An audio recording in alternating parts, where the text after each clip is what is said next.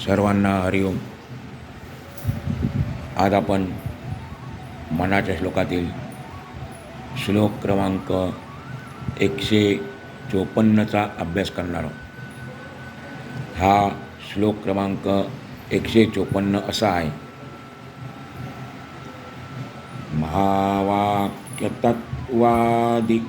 पंचीकरणे खुणे पाविजे संतसंगे विवर्णे द्वितीयेसि संकेत जोरा विजेतो तया सांडुनी चंद्रमा भाविजेतो.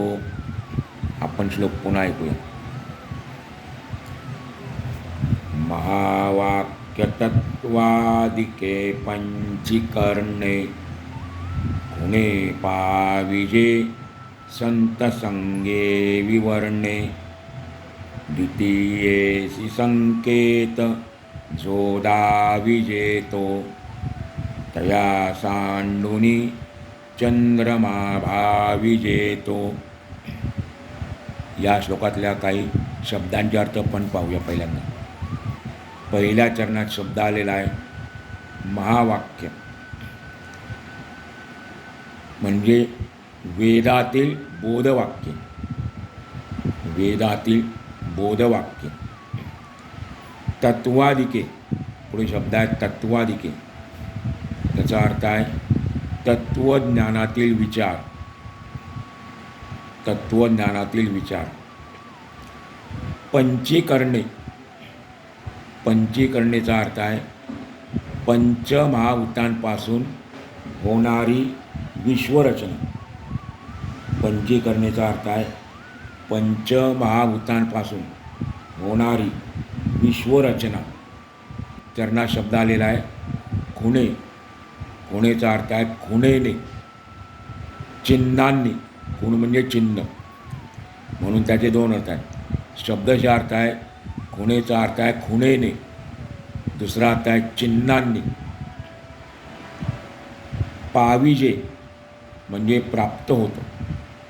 पाविजेचा अर्थ आहे प्राप्त होतं. विवरणे. विवरणेचा अर्थ आहे विवरणाने. विवरणाने. दुसरा अर्थ आहे विवेचनाने. विवेचनाने. तिसऱ्या चरणात शब्द आलेला आहे संकेत. संकेत म्हणजे लक्षण. दुसरा अर्थ आहे खूण. चौथ्या चरणात शब्द आहे दाविजेतो. त्याच चरणात शब्द आहे तिसऱ्यातला आहे दाविजेतो, म्हणजे दाखवला जातो. दाखवला जातो. चौथ्या चरणात शब्द आलेला आहे सांडुनी. सांडुनीचा अर्थ आहे सोडून. आणि शेवटचा शब्द आहे भाविजेतो, म्हणजे आवडतो, भावतो. त्या शब्दांना अर्थ आहे भावतो. स्वामीजी सांगतात वेदातील महावाक्ये सृष्टीरचनेची मूळ तत्वे, म्हणजेच तत्वविचार, तत्वज्ञानातील विचार आणि पंचमहाभूतांपासून होणारी सृष्टीरचना, या गोष्टींचे विवेचन संत महात्म्यांच्या मुखातून श्रवण केले पाहिजे. मग ते त्या परब्रह्माची खूण म्हणजे ओळख दाखवून देतात. ज्याप्रमाणे द्वितीयेचा चंद्र दाखवण्यासाठी ज्याने ती द्वितीयेची चंद्रकोर अगोदर पाहिली आहे, तो ज्याला ती पाहायची आहे त्या माणसाला दाखवताना एखाद्या झाडाच्या फांदीच्या किंवा पानांच्या खुणेने दाखवतो. आणि एकदा का तो चंद्र दिसला, मग तो खुणेची फांदी किंवा पान पाहायचे सोडून चंद्राला टक लावून पाहतो. त्याप्रमाणे संत पुरुष आपल्याला एखाद्या खुणेच्या योगाने परब्रह्म सद्वस्तू आत्मतत्व दाखवतात. आपण पुन्हा एकदा श्लोकाला अर्थ पाहूया.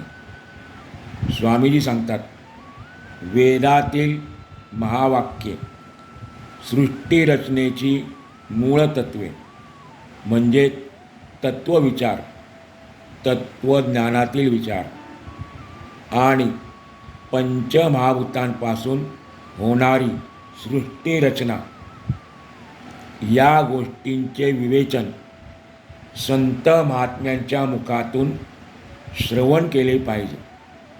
मग ते त्या परब्रह्माची खूण म्हणजे ओळख दाखवून देतात, ओळख करून देतात. ज्याप्रमाणे द्वितीयेचा चंद्र दाखवण्याकरता ज्याने ती द्वितीयेची चंद्रकोर अगोदर पाहिली आहे, तो ज्याला ती पाहायची आहे त्या माणसाला दाखवताना एखाद्या झाडाच्या फांदीच्या किंवा पानांच्या खुणेने दाखवतो. आणि एकदा का तो चंद्र दिसला की मग तो खुणेची फांदी किंवा पान पाहायचे सोडून चंद्राला टक लावून पाहतो. त्याप्रमाणे संत महापुरुष आपल्याला एखाद्या खुणेच्या योगाने, चिन्हाच्या योगाने परब्रह्म सद्वस्तू आत्मतत्व दाखवतात. असा या श्लोकाचा आपल्याला सोपा सरळ अर्थ सांगता येईल. सर्वच साधू संत महात्म्यांनी ब्रह्मदर्शन होण्यासाठी सत्संगती अत्यावश्यक आहे हे सूत्र सांगितले आहे आणि यात जराही शंका नाही. पण तरीही एक प्रश्न मनात येतोच की सत्समागम, महापुरुषांचा, सद्गुरूंचा सहवास लाभल्यानंतर किती दिवसात ब्रह्मदर्शन, आत्मदर्शन म्हणजे भगवंताचे दर्शन होते, हा प्रश्न निर्माण होतो. मग हा प्रश्न पडण्याचे कारण काय की पुष्कळांना संत संगती लाभते, नुसती लाभत नाही, शिवाय ती त्यांच्या आयुष्यात बराच काळ टिकतेसुद्धा. परंतु असे असूनही फारच थोड्या लोकांना, अगदी हाताच्या बोटावर मोजता येतील इतक्याच लोकांना ब्रह्मदर्शन घडते. याचे स्पष्टीकरण समर्थ दासबोधातून करताना सांगतात. फारच थोड्या लोकांना ब्रह्मदर्शन का होतं? बाकीचे बराच काळ संत सहवासात राहतात, त्यांना होत नाही. फारच काही लोकांना का होतं, कमी लोकांना का होतं? तर त्याच्याबद्दल सांगतात दासबोधातून समर्थ की ज्याप्रमाणे पाऊस सर्वत्र सारखाच जरी पडत असला तरी सर्वत्र धान्य उगवत नाही. जशी जमीन असेल त्याप्रमाणे त्या जमिनीमध्ये धान्य उगवतं किंवा उगवत नाही. जमीनच जर पडीक असेल, नापीक असेल तर त्यात पीक कसे येणार? त्याप्रमाणे जगात समता नावाचा गुण जर कोठे असेल, जर कोठे आढळत असेल तर तो फक्त आणि फक्त संतांकडेच पाहायला मिळतो. समता नावाचा गुण फक्त संतांकडे आणि दुसरा भगवंताकडे. ते सर्वांना सारखाच उपदेश करून, संत महात्मे सर्वांना सारखाच उपदेश करून प्रत्येकाचा उद्धार करीत असतात.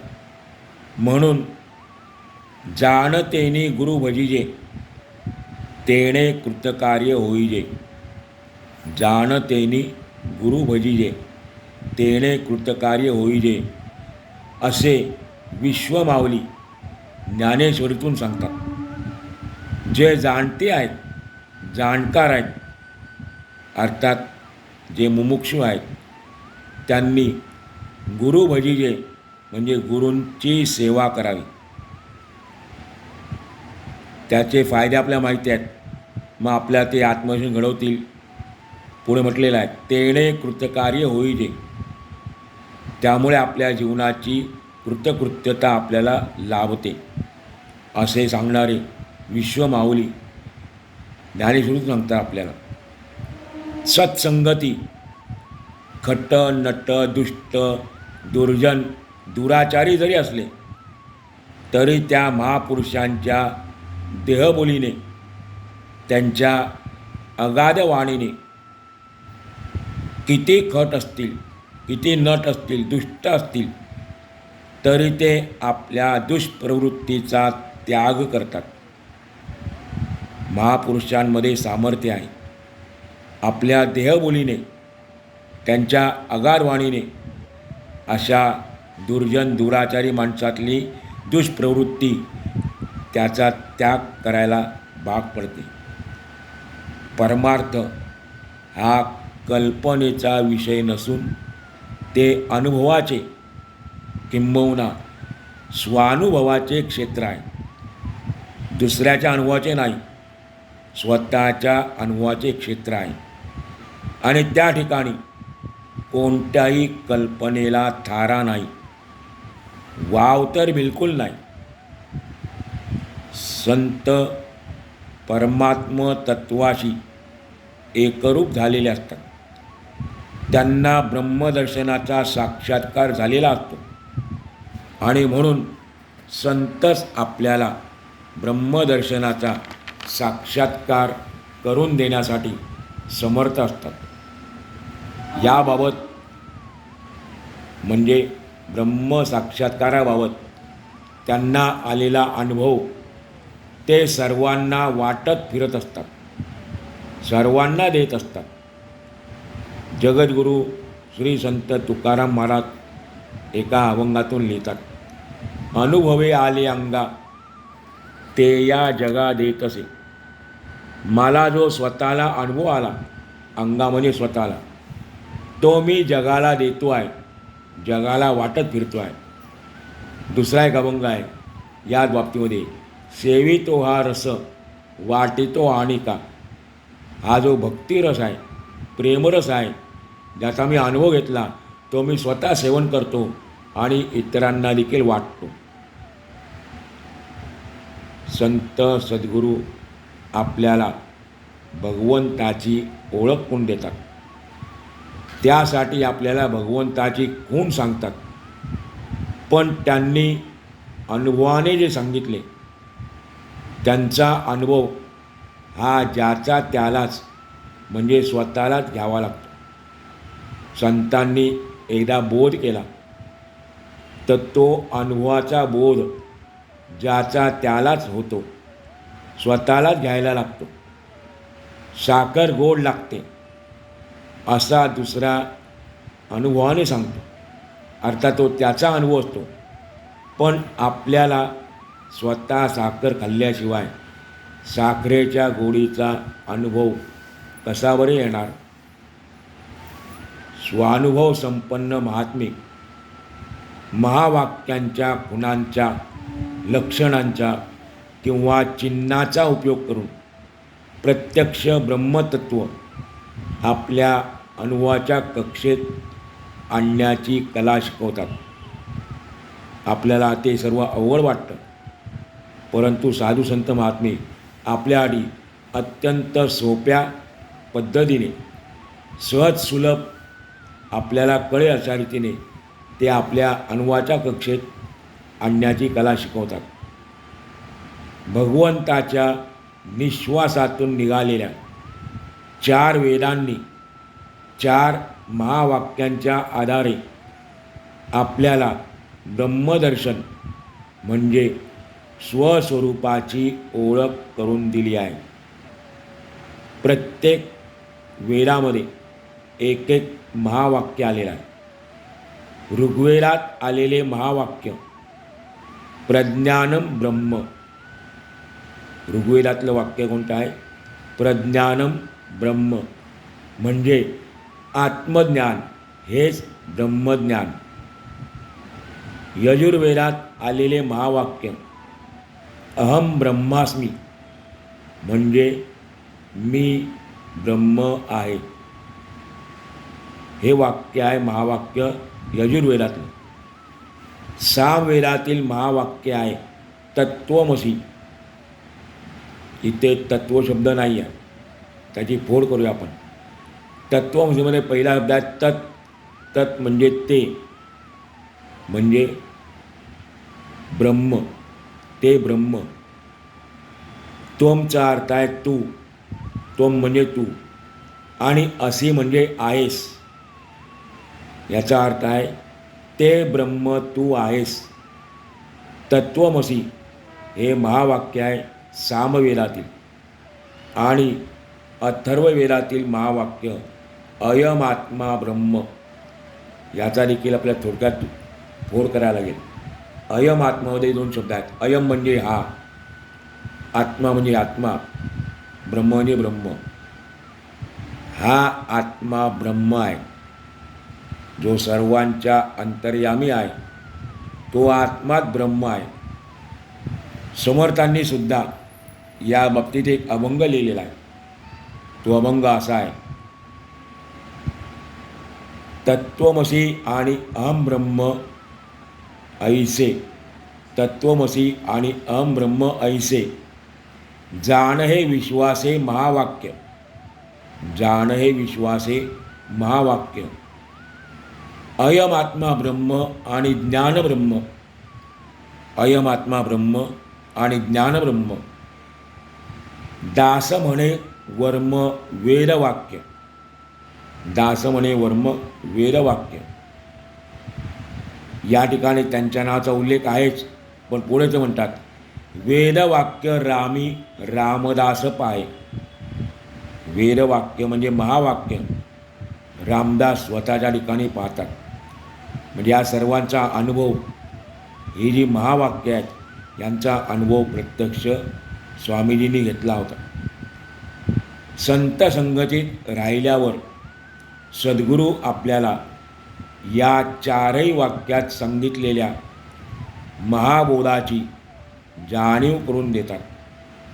ही महावाक्य म्हणजे महासिद्धांत आहेत, आणि हे महाबोधाची जाणीव आपल्याला संत सद्गुरू करून देतात. आणि मग आपल्याला एकदा त्यांनी आपल्याला महाबोधाची जाणीव करून दिली की मग आपल्याला आपण स्वतः परब्रह्म असल्याने, आत्मा त्याचाच अंश असल्याने आपण अविनाशी आहोत याची जाणीव होते. या महावाक्यांचा बोध करून दिल्यानंतर संत आपल्याला तत्त्वज्ञानाच्या आधारे, तात्विक ज्ञानाच्या आधारे समर्थांनी सांगितलेल्या 82 तत्त्वलक्षणाच्या आधारे आपल्या अंतर्यामी असलेल्या त्या परमतत्वाची ओळखून देतात. मागच्या श्लोकामध्ये आपण ते 82 तत्त्वलक्षण कोणती आहेत त्याची उदारता आपण पाहिलं होतं. त्या परमतत्वाची तत्त्वलक्षणांच्या आधारे सद्गुरू आपल्याला ओळखून देतात. त्याचप्रमाणे पंचीकरणाच्या आधाराने, म्हणजे पंचमहाभूतांपासून निर्माण झालेल्या विश्वरचनेमध्ये, पंचमहाभूतापासून निर्माण झालेल्या या विश्वरचनेमध्ये तो परमात्मा सर्वत्र या विश्वामध्ये कसा ठासून भरला आहे त्याचे दर्शन घडवतात. समर्थ सांगतात, या सर्व गोष्टींचे आपण संतांच्या मुखातून श्रवण केले पाहिजे. या ज्या गोष्टी आपण आत्ता ऐकल्या, संतांच्या मुखातून श्रवण केल्यानंतर आपल्याला त्याचा अर्थ कळतो. म्हणून ते दुसऱ्या चरणात सांगतात या श्लोकाच्या, कोणे पाविजे संत संगे विवरणे समर्थांचं स्फुट प्रकरण नावाचं एक ग्रंथ आहे. स्फुट प्रकरण, त्यातील 52व्या ओवीतून समर्थ सांगतात, पंचीकरण महावाक्ये श्रवणे मनने सदा. पंचीकरण महावाक्ये श्रवणे मनने सदा, सत्संगे निस्संग होता, धन्य संसार होत असे. सत्संग का करायचा? आपण जे आसक्तीमध्ये गुरफटलेले आहोत त्यातून निरासक्त होण्याकरता, निस्संग होण्याकरता संत संगती करायची. कारण त्याशिवाय आपल्याला परमार्थ कळणार नाही. आणि मग ज्याला अशा रीतीने संतांच्या संगतीमध्ये राहिल्यानंतर प्रपंचापासून निस्संग होता येतं, स्वामीजी सांगतात, धन्य संसार होत असे. त्याचा संसार धन्य होतो. आपण संसाराला प्रपंच म्हणतो खरं, पण संसारचा आता आपण पाहिलेला मागे बऱ्याच वेळेला, संसार म्हणजे जन्ममृत्यूचं चक्र, याला म्हटलेला आहे संसार. तेव्हा हा जो संसार आहे त्यातून त्या साधकाची मुक्ती होत असते. संत महात्मे आत्मज्ञान संपन्न असतातच. आणि म्हणून अशा महापुरुषांच्या सहवासात राहिल्यानंतर कालांतराने, एकदम लगेच नाही, कालांतराने हळूहळू आपल्याला ब्रह्मदर्शनाची तळमळ लागते. सामान्य संसारी माणसांची संसारी वृत्ती आणि बुद्धी पालटते.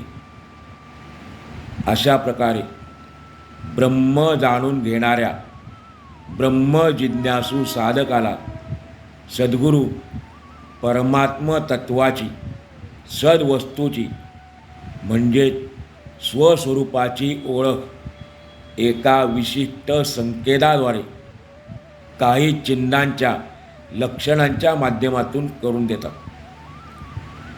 आणि ही गोष्ट स्वामीजी आपल्याला या श्लोकाच्या 3ऱ्या चरणातून एका दृष्टांताद्वारे पटवून देतात. द्वितीयेसी संकेत तोदा विजेतो, असं ते चरण आहे. आपण याचा अन्वय लावूया.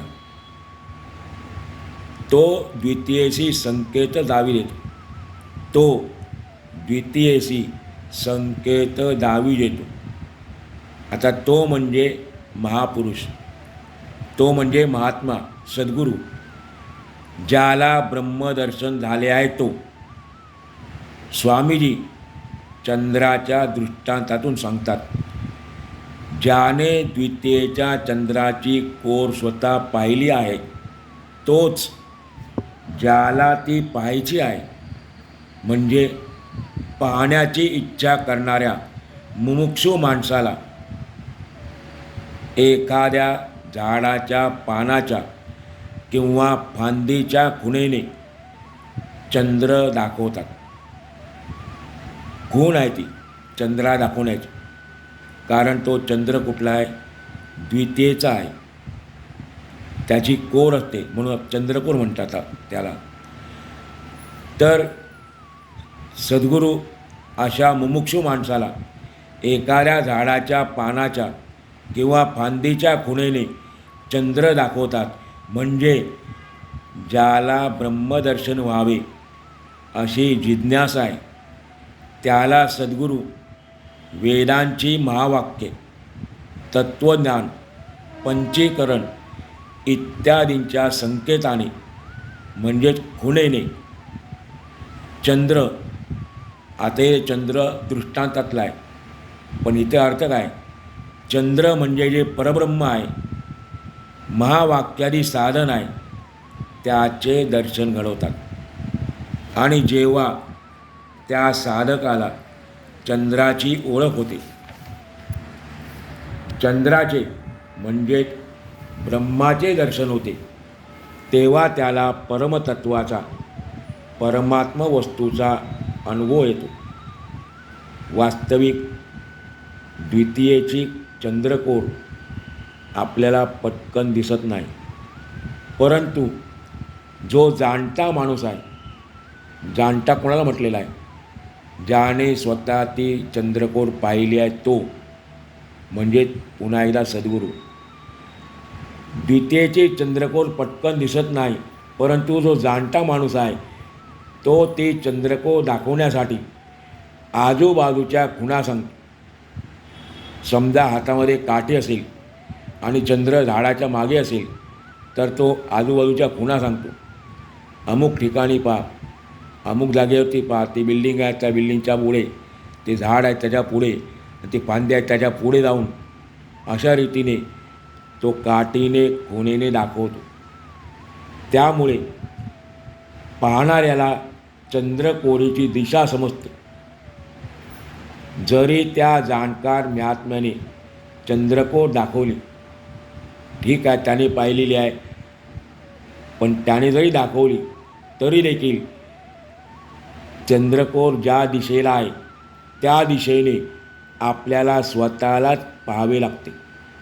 तेव्हाच आपल्याला ती सुंदर अशी चंद्रकोर दिसते. या दृष्टांताप्रमाणे साधू संतांनी आपल्याला ब्रह्मतत्वाचा, आत्मतत्वाचा बोध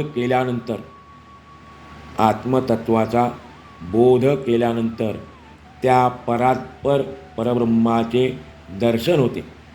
म्हणजे वेदांनी सांगितलेल्या प्रज्ञानम ब्रह्म, अहम ब्रह्मास्मी, तत्त्वमसी आणि अयमात्मा ब्रह्म याची आपल्याला अनुभूती येते.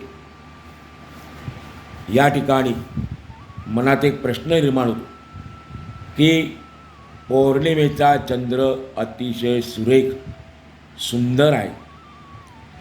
आपल्या बहुतेक सर्व देवांच्या मागे सूर्य किंवा चंद्र आहे आणि तो पूर्णत्वाने आहे, पूर्ण रूपात आहे. प्रभू रामचंद्रांच्या भगवान श्रीकृष्णाच्या मागे पूर्णचंद्र आहे, कारण ते स्वतः पूर्ण ब्रह्म आहेत. मग असं असताना स्वामीजींनी द्वितीयेच्या चंद्रकोरीचा दृष्टांत का दिला असावा? पौर्णिमेच्या सुंदर पूर्णचंद्राचा दृष्टांत का नाही दिला? तर त्याचे उत्तर असे आहे की बघा, भगवान भोलेनाथांच्या मस्तकावर द्वितीयेची चंद्रकोर आहे. भगवान शंकर सद्गुरूंच्या ठिकाणी आहेत, सद्गुरूच आहेत.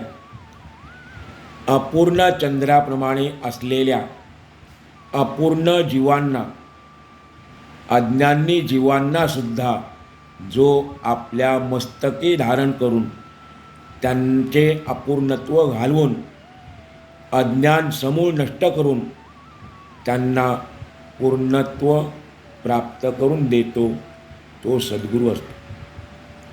सद्गुरू आपल्यासारख्या असंख्य जीवांना पूर्णत्व प्राप्त करून देतात, म्हणजेच पूर्ण परब्रह्मात विलीन करतात. असा हा सद्गुरू महिमा आहे.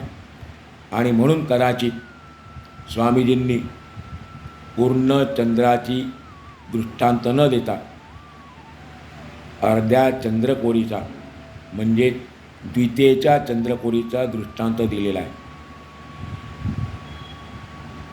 असा हा सद्गुरू महिमा अगाध आहे, अवर्णनीय आहे.